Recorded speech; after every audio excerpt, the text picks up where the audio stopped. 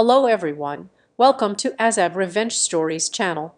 The gift card slid across the desk, hitting my folder of evidence with a pathetic tap. $30, a wrinkled rectangle of plastic with the generic coffee shop logo stamped on it.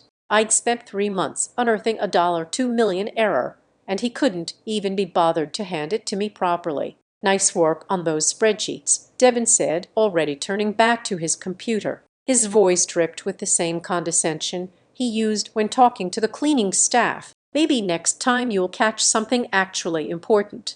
I stared at the card. 300 hours of unpaid overtime. Thousands of shipping manifests cross-referenced against client contracts. A complete solution that would recover millions in revenue. And my reward was barely enough to cover 4 days of coffee. The humiliation burned worse than anger. I'd stayed when everyone else went home. I'd skipped my cousin's wedding to finish the analysis. I'd built a case so airtight that even our notoriously skeptical finance team had verified my findings within hours. And Devin hadn't even looked at my presentation. "Thank you," I said, the words tasting like ash. I picked up the gift card, sliding it into my pocket as Devin's phone rang. He swiveled his chair away from me. Dismissal complete. I'm Marin Avery, 32 years old, data analyst, invisible woman. At least that's what they thought. Before I go any further with my story, could you please take a moment to tell me in the comments where you're watching from? I want to know how far this reaches. And if what happened to me resonates with you, please hit like and subscribe. Trust me, you'll want to see how this ends. I didn't slam Devin's door on my way out. I didn't cry in the bathroom. I didn't quit dramatically. That's what he expected, an emotional response he could use to further diminish me. When in and I write. I could already hear him saying it to Taz and Gerard, his management buddies. Instead, I smiled at Willow, his assistant, and walked calmly back to my desk in the analytics pit, a cramped space where 6 of us worked elbow to elbow, while the executives enjoyed private offices with windows overlooking the river. I opened my email and sent a message to Zara and DIA, the procurement director at Fullerton Transport Group, available to meet Thursday. Found something you should know about. Zara was our biggest client. They generated 40% of our company's annual revenue. During my 3-month deep dive, I'd uncovered that they'd been systematically overcharged by $180,000 due to the same billing errors I'd identified. I hadn't included this in my presentation to Devin. Something in my gut told me to hold it back.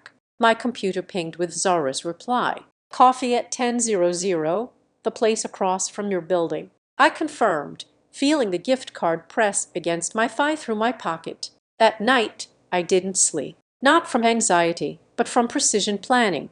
I exported specific reports, carefully documenting every overcharge, every missed credit, every penny that Fullerton Transport had overpaid. I created a timeline showing exactly when the errors began.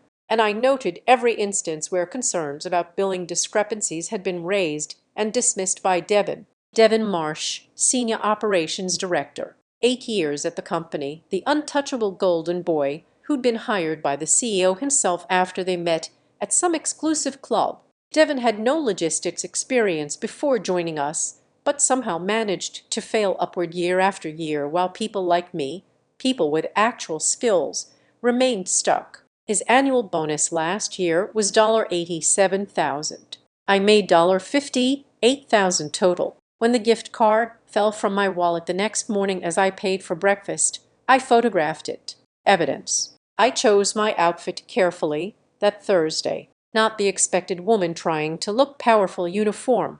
No statement jewelry or designer knockoffs. Just clean lines, neutral colors, quiet competence. I didn't want Zara focusing on anything but the numbers. The coffee shop buzzed with morning energy as I arrived 15 minutes early to secure a corner table. I ordered a plain coffee, nothing fancy, and waited. Zara arrived exactly on time, her presence commanding attention without effort.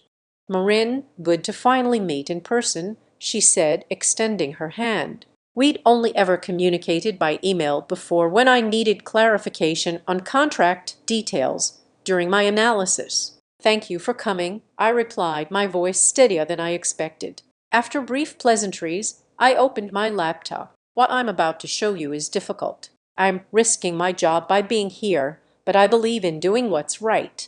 Zara's expression shifted from casual interest to intense focus. Go on. For the past 3 years, your company has been systematically overcharged by mine. I turned the screen toward her, showing the first spreadsheet. These are the contractual rates. I clicked to the next screen, and these are what you've actually been billed for the next 45 minutes. I walked her through everything. The billing algorithm error that added a 3.8% surcharge charge to every Fullerton shipment. The fuel adjustment calculations that never adjusted downward when prices fell. The volume discounts that were never applied despite Fullerton exceeding the thresholds by millions. This totals $179,846 that your company is owed in refunds. I concluded, plus interest, arguably. Zara hadn't touched her coffee. And your company discovered this when? The question I'd been waiting for. I pulled out my phone and showed her the photo of the gift card. I discovered these errors 3 months ago. I spent nights and weekends documenting everything, creating reports, and building a solution to fix the system. I presented my findings to my director on Tuesday. I paused. This was my reward. Her eyes narrowed. $30 for saving the company $2 million annually. Yes. And was my company's overcharge situation included in your report? No, I held that back. Why?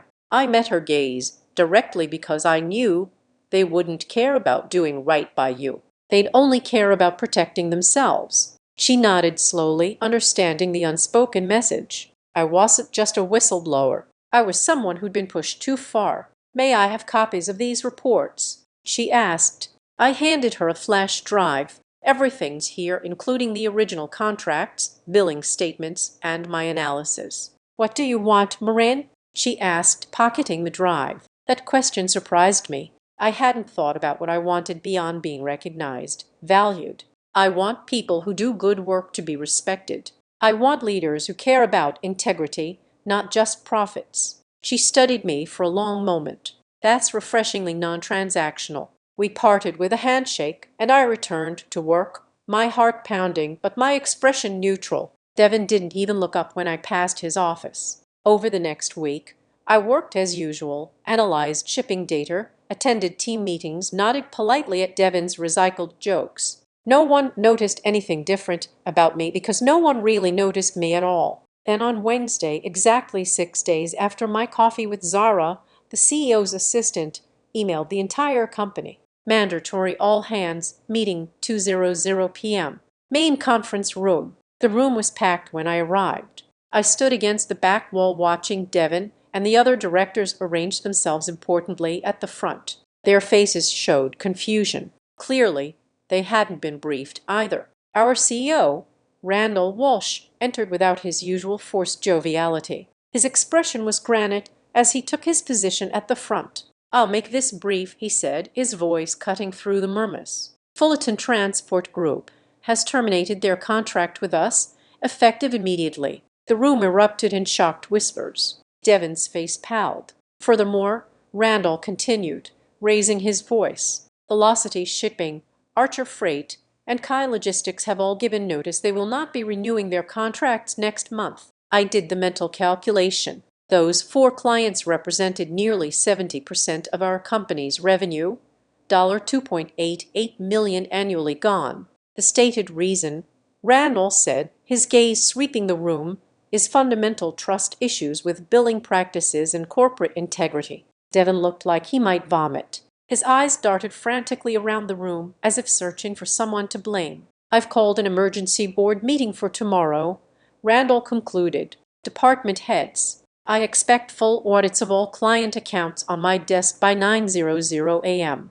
That's all. The room exploded into panic discussion as he left. I slipped out quietly, returning to my desk while chaos erupted around me. My phone buzzed with a text from an unknown number. Thank you for your honesty, Zed. I didn't smile. This wasn't about joy. This was about consequences. 2 hours later, my desk phone rang. It was Randall's assistant. The CEO would like to see you immediately. Walking to his office felt like moving through water. Not from fear, but from the strange sense of destiny. I'd set something in motion that couldn't be stopped. Randall wasn't alone.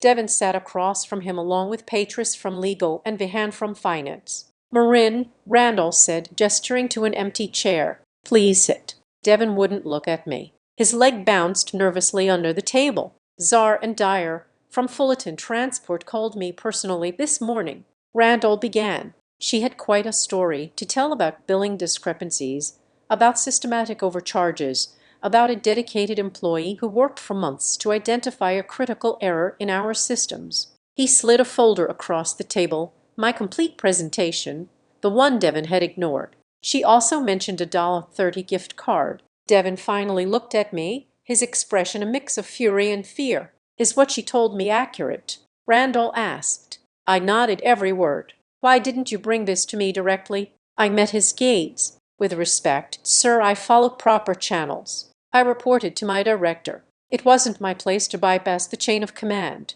Devin found his voice. "She's manipulating the situation. She deliberately went behind our backs to clients." "After you dismissed her findings," Vihan interrupted, flipping through my report. "These numbers are solid. The analysis is impeccable. We could have fixed this." "I want to be very clear," I said, my voice steady. "I never asked Fullerton or any other client to terminate their relationship with us. I simply showed them the billing errors affecting their account and explained that when I brought the overall issue to management's attention, it was dismissed." Patris from legal winced. "The gift card was real?" Randall asked Devin directly. Devin's face flushed. It was appropriate recognition for someone at her level. "She's just an analyst. The system issues would have been handled by it and finance, not her." "The system issues she identified that were costing us millions," Randall clarified, his voice dangerously quiet.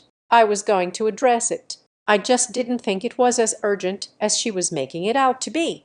The lie hung between us. I said nothing, letting his words damage him more than mine ever could. Randall turned to me. "Marin, I'd like you to join a meeting with Fullerton tomorrow. We need to try to salvage this relationship, and you're clearly the person they trust." Devin's mouth fell open. "But I'm the account director." "I should be. You're suspended pending review." Randall cut him off, effective immediately. I wish I could tell you I felt vindicated in that moment, but honestly, I just felt tired. 3 months of late nights, years of being overlooked, of watching people like Devin fail upward while people like me stayed invisible. As the meeting ended, Devin caught up to me in the hallway, grabbing my arm. "You think you've won?" he hissed, his fingers digging into my skin. "You have no idea who you're dealing with. I made this company what it is." "No, nothing." I looked down at his hand until he released me. "You did this to yourself," I said quietly. "I just showed everyone who you really are." He stepped back as if I'd struck him. This isn't over. But it was. He just didn't know it yet. The next morning, I woke up to 3 missed calls from Devin and a LinkedIn request from Randall himself. I ignored both. I dressed carefully for the Fullerton meeting. Nothing showy, just crisp and professional. My mother always said, presentation matters when you're asking for forgiveness. Not that I was the one who needed to apologize. The conference room was tense when I arrived. Randall sat with Vihan and Patris on one side of the table. Across from them were Zara and 2 men I recognized from Fullerton's executive team photos, their CFO and COO. "Marin, thank you for joining us," Randall said, gesturing to the empty chair beside him, the seat that would have been Devin's. For 4 hours, we dissected every aspect of the billing issues. I walked everyone through my findings again, answering questions with the confidence that comes from knowing your work is bulletproof. Occasionally, Randall would glance at me with an expression I couldn't quite read, something between respect and weariness. "We are prepared to issue a full refund of the $179,846 plus 5% interest," Randall finally said, "and implement all the system corrections Marin has identified." Zara looked at her colleagues before responding. "The money isn't our primary concern. It's the trust." "How do we know this won't happen again?" "We're restructuring our operations department," Randall said carefully, "and implementing quarterly external audits." "Who will oversee those changes?" Fullerton's CFO asked. Randall hesitated just long enough for me to notice. "We're still determining. If it's not Marin, we're not interested," Zara interrupted. "She's the only person in your organization who's demonstrated integrity." The room went silent. I felt 5 pairs of eyes turned to me. "I'm just an analyst," I said, echoing Devon's dismissive words with deliberate irony. "According to some." Zara almost smiled. "Not anymore, I think." After the meeting, Randall asked me to stay behind. He closed the door and stood looking out the window for a long moment. "You've put me in quite a position," he finally said. "I did my job," I replied. "Nothing more." He turned to face me. "You could have brought this directly to me. Would you have listened, or would you have sent me back to Devon telling me to work through proper channels?" His silence was answer enough. "I'd like to offer you a new position," he said. "Director of Compliance and Client Relations, reporting directly to me." I'd imagined this moment, dreamed of it, the recognition, the promotion, the validation. Now that it was happening, I felt nothing but hollow. "Why?" I asked. "Because we need you. You need what I represent to Fullerton," I corrected. "You need to show them you've elevated the whistleblower so they'll trust you again." His expression tightened. "That's not fair." Neither was that gift card. He sighed, suddenly looking older. "The position is real, Marin. So is the 40% salary increase that comes with it. You've earned it. Take the weekend to think about it." I nodded and left, walking past Devon's empty office. Willow was boxing up his awards. Her eyes read. "He's not coming back, is he?" she asked when she saw me. "I don't know," I answered honestly. That night, I turned off my phone and sat on my tiny apartment balcony, watching the city lights and thinking about choices, about power, about what happens when someone with nothing left to lose decides to reclaim their worth. Monday morning, I arrived at work to find my desk cleared and a new nameplate waiting. Marin Avery, Director of Compliance and Client Relations. A corner office had been emptied for me. Not Devon's, but close enough to see his door from my new window. For 2 weeks, I worked 16-hour days rebuilding client trust and implementing the billing fixes I'd designed. Fullerton signed a new contract contingent on quarterly reviews conducted personally by me. 3 other clients followed their lead. The company stabilized. Devon remained suspended, his presence a ghost in the building. I heard rumors he was consulting a lawyer, claiming wrongful punishment. Others said he was drinking too much, blaming me to anyone who would listen. I didn't care. I had work to do. Then came the email from an address I didn't recognize. "You ruined my life. We should talk."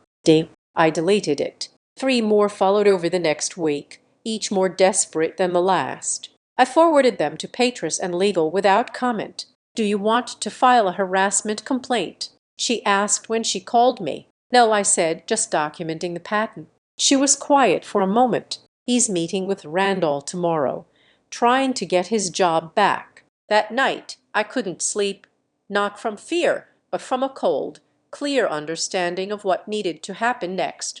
Dawn found me at my kitchen table, surrounded by printouts and post-it notes, building the case that would end this completely. I arrived at work early, wearing the only designer outfit I owned, purchased years ago for a cousin's wedding. I knocked on Randall's door at 7:30 in the morning. "Do you have a minute?" I asked. He looked surprised, but waved me in. "Devon's not due until 9. That's why I'm here now." I placed a folder on his desk. "Before you meet with him, you need to see this." Inside was evidence I'd been quietly gathering since my first day in my new role. Access logs showing Devon had known about the billing errors a year before I discovered them. Emails where clients had questioned their invoices forwarded to Devon, never addressed. Calendar entries showing meetings with it where they'd flagged the exact issue I later uncovered. Meetings Devon had canceled. He knew, I said simply. He knew, and he chose to ignore it because fixing it would have revealed his previous oversight.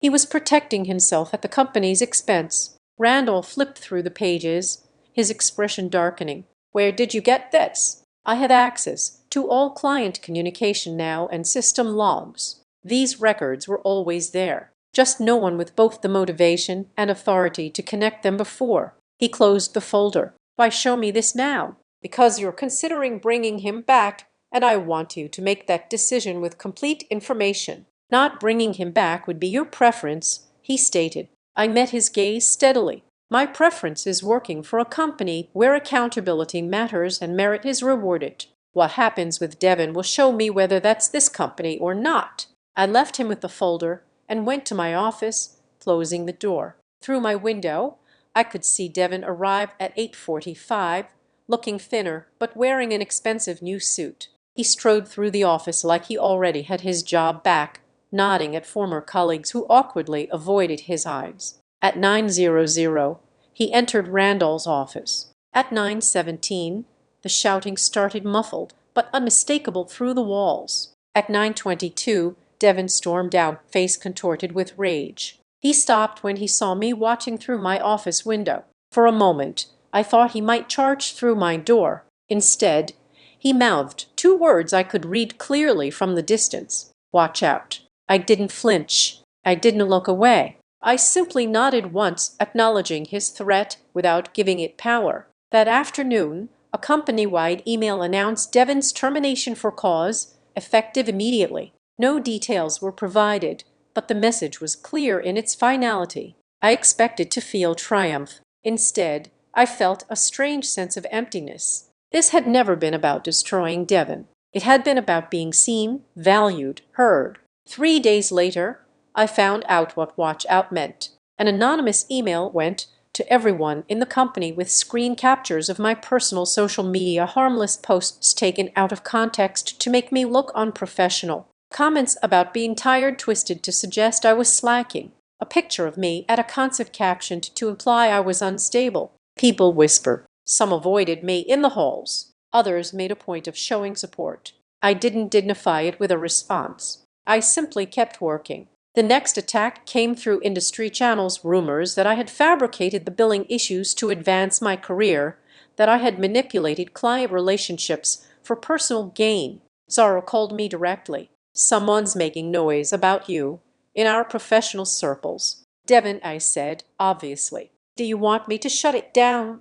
I considered this. No, let him show who he really is. The rumors faded when they gained no traction. Devin's credibility was shot and mine was backed by irrefutable data, but he wasn't finished. 6 weeks after his termination, I received a certified letter from a law firm. Devin was suing me personally for defamation, intentional interference with business relationships, and emotional distress. He wanted $1.5 million in damages. Papers from legal appeared in my office minutes after I opened it. Randall's already approved outside counsel for your defense. The company will cover everything. He's not suing the company. No, just you. It's a tactic. He knows we'll protect you, and he's hoping for a quick settlement to make it go away. And will we settle? I asked. She hesitated. Randall thinks we should consider it.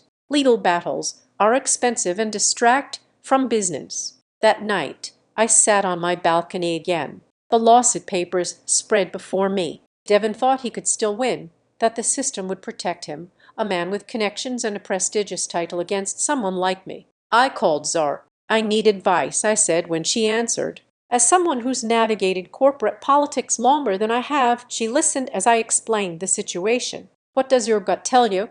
She asked when I finished. That settling means he wins. That he'll take the money and tell everyone I had to pay him off because his claims were true. Then don't settle, she said simply. Fight. The company wants this to go away.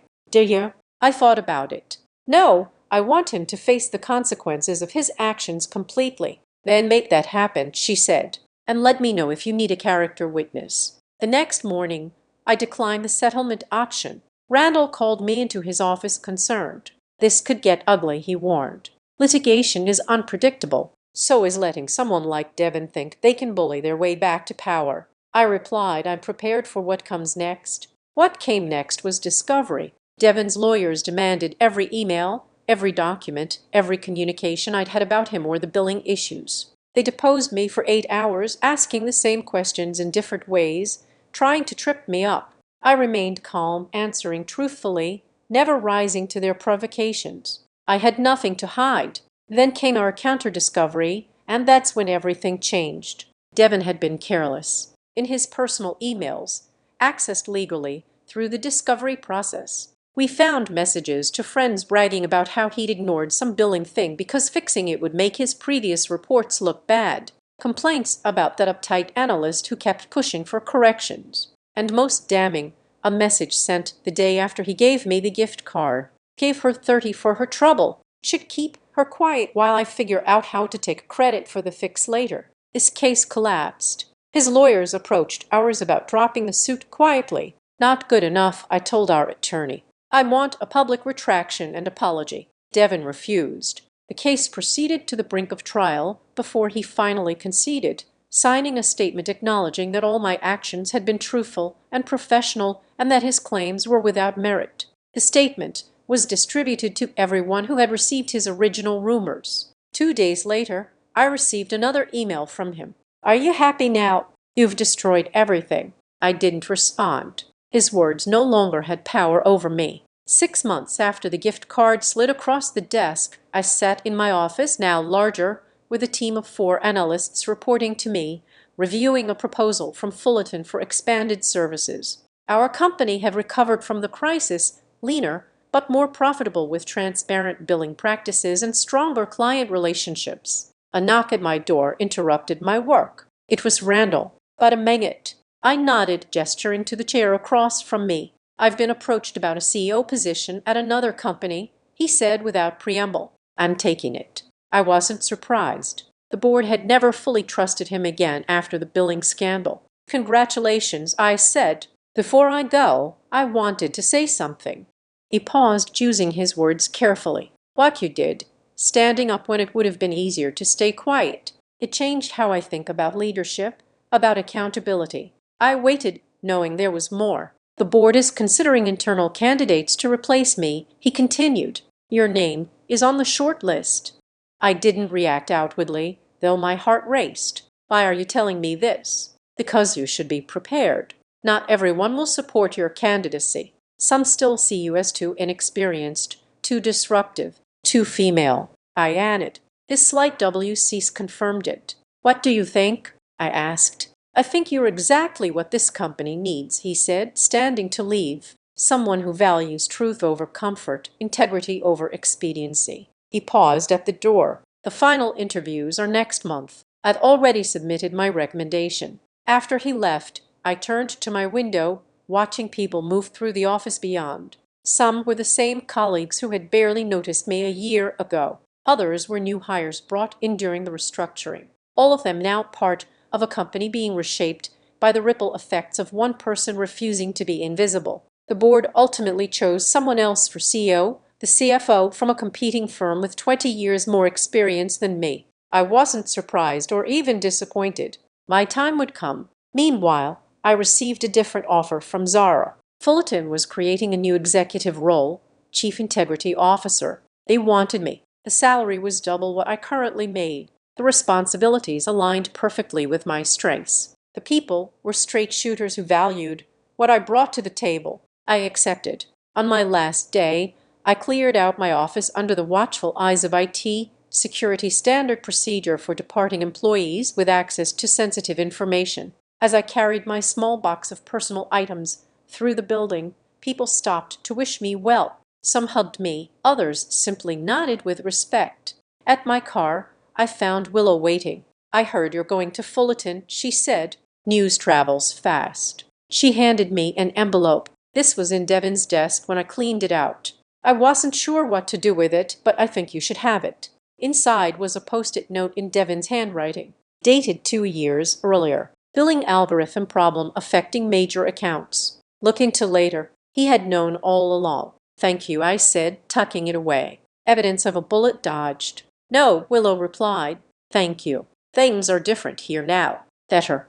As I drove away, I didn't look back. Not because I was bitter or angry, but because my focus was forward on building something new, on creating spaces where people like me, people who do the work, who spot the errors, who care about doing things right, are valued from the start, not just after they've proven they can't be ignored. Devin, I heard he struggled to find equivalent work. His reputation followed him. Eventually, he took a position several levels down from his previous role at a much smaller company. Sometimes when I'm speaking at industry events, I spot him in the audience watching me with a complex expression, part anger, part grudging respect. I don't acknowledge him. He no longer matters in my story. The gift card, I kept it, never spent it. It sits in my desk drawer as a reminder that my worth isn't determined by what others think I deserve, but by what I know I bring to the table. $2 million saved, $30 offered, an entire company transformed in the aftermath.